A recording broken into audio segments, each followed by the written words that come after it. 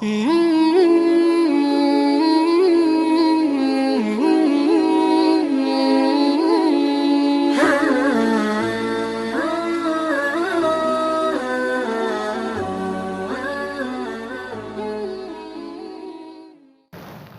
صحابی اپنے حب رسول کا داستان بیان کرتے ہیں،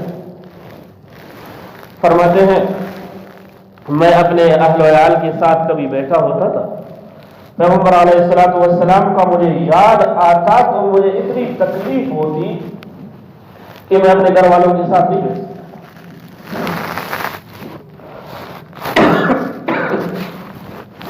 میں اپنے گھر والوں کے ساتھ نہیں بیٹھ سکتا تھا، مجھے قرار آتا نہیں تھا جب تک کہ اللہ کے رسول کی دیدار نہ کرتا، جا کے اللہ کے رسول صلی اللہ علیہ وسلم کے چہرے انور پر نظر ڈالتا پھر مجھے قرار آتا۔ اندازہ لگائے کہ محبت وہ سمجھ سکتا ہے جس کو یہ محبت لگ گئی، ورنہ یہ تقریر کے پیراگراف میں آتے ہیں، الفاظ کے فکرے میں آتے ہیں، حقیقت سے ہم ناشنا ہیں۔ اور قرآن کریم سے اور احادیث رسول سے بھی یہی محبت مطلوب ہے۔ یہ جو ہماری محبت ہے یہ مطلوب نہیں ہے، اس کو آپ کسی ٹیم باسی کا نام دے سکتے ہیں مگر حب رسول یہ نہیں ہے۔ قرآن کریم میں ہے قُلْ إِنْ كَانَ آبَاؤُكُمْ وَأَبْنَاؤُكُمْ وَإِخْوَانُكُمْ وَأَزْوَاجُكُمْ وَعَشِيرَتُكُمْ وَأَمْوَالٌ اقْتَرَفْتُمُوهَا۔ میرے پیغمبر آپ انہیں بتا دیں تمہارے والدین، تمہاری اولاد، تمہارے اہل و عیال اور تمہارے رشتہ دار اور تمہارا وہ مال جب کم ہو جائے تو تم پریشان ہوتے ہو،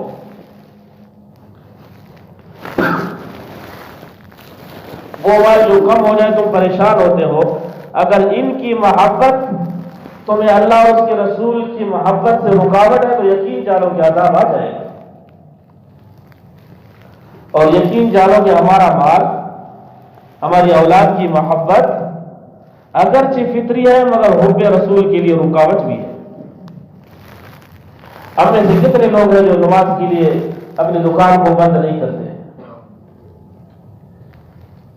تو مال کی محبت نے ہمیں تو دین سے روک دیا ہے۔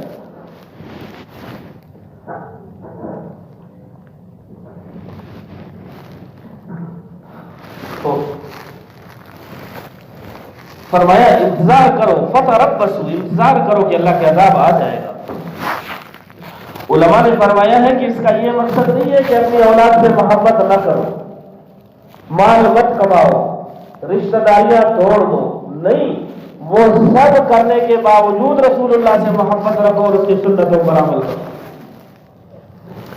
ایک اور حدیث میں ہے پیغمبر علیہ الصلوۃ والسلام نے فرمایا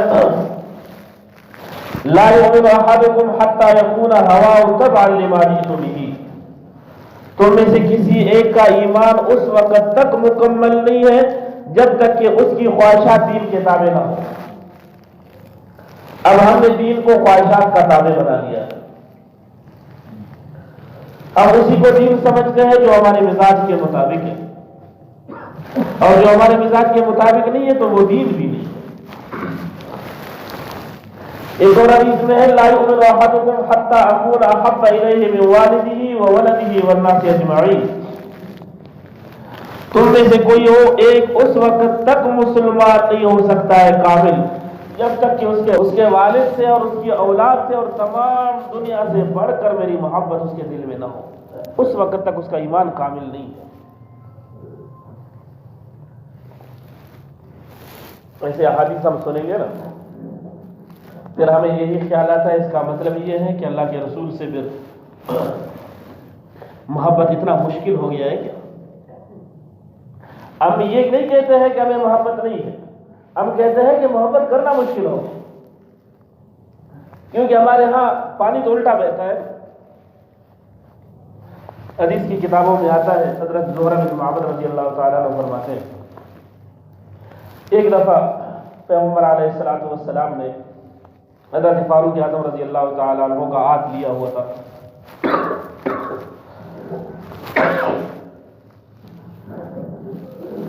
تو پیغمبر علیہ السلام سے عرض کیا حضرت فاروق اعظم نے، اللہ کے رسول آپ مجھے بہت عزیز ہے، تمام کائنات سے بڑھ کر ہے، مگر میری جان کے بغیر۔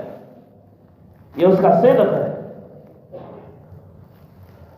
کہ اس نے بتا دیا کہ میری جان سے بڑھ کر نہیں۔ پیغمبر علیہ السلام نے فرمایا عمر پھر تمہارا ایمان کامل بھی نہیں۔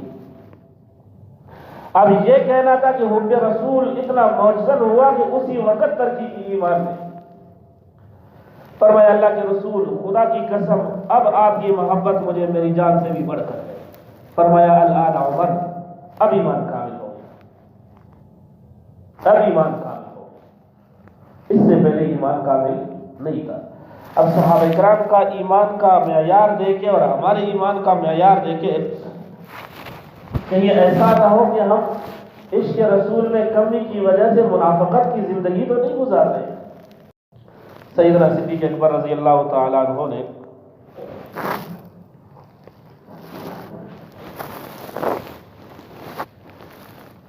استادوں سے ایک واقعہ سنا ہے، ٹائم کم ہے، گلا بھی ساتھ نہیں دے رہا،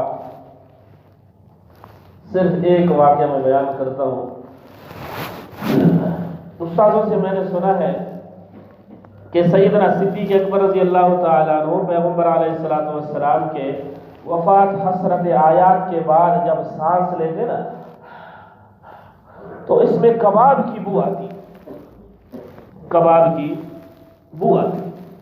کتابوں سے میں نے نہیں دیکھا ہے، اپنے اساتذہ کرام سے سنا ہے۔